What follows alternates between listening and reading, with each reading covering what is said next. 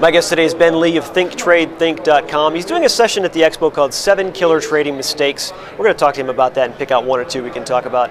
So Ben, with your session that you're doing at the expo about these 7 killer mistakes, are these things that you kind of went through yourself? Yeah. The whole reason why I created it was because I really wish that somebody would have told me, these particular, trading mistakes to avoid when I first started trading. If they would have, then I probably would have, made money much quicker. My learning curve would have been shortened, and it probably would have made my life a lot easier. So, one of the ones that I think is most important is accepting, responsibility and being accountable for, your own results. If you come from a victim mentality of, oh, it's the market's fault, or oh, the trading system failed me, or looking for an outside reason of why you're not successful, then you're always going to be approaching trading from a victim mentality. And what that doesn't allow you to do is to take control. Right? So what we need to do in trading is to take control and to remove all the uncertainty out of everything that we can, because there's so much uncertainty in the market, right? But until you actually take control and take responsibility for your own results, then you can't do that and move forward. How do you do that? Is it a matter of keeping a trade journal and documenting the reasons behind you getting into the trade, or what should I do to kind of hold myself accountable? I think it starts with just the mindset. Kind of awareness, right? Most people don't realize either it's kind of like a fish.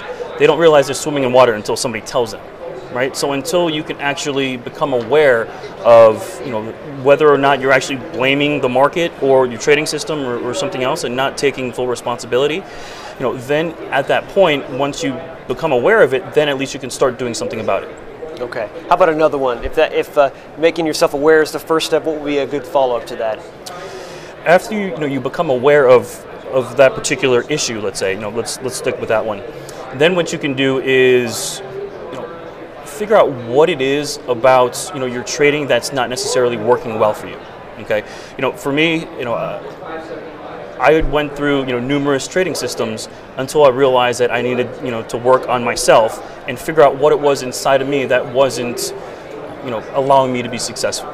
Because no matter what trading system you have, you still will filter your beliefs, your past experiences, your relationship with success, your relationship with money, every time before you actually decide to execute a trade.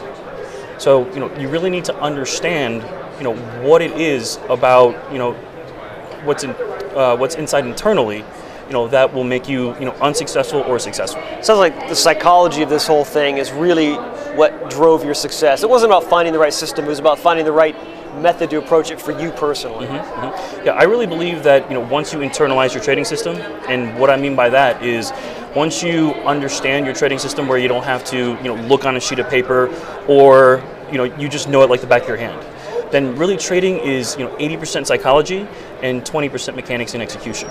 Ben, thanks for being here. All right, thanks, Tim. You're watching the MoneyShow.com video network.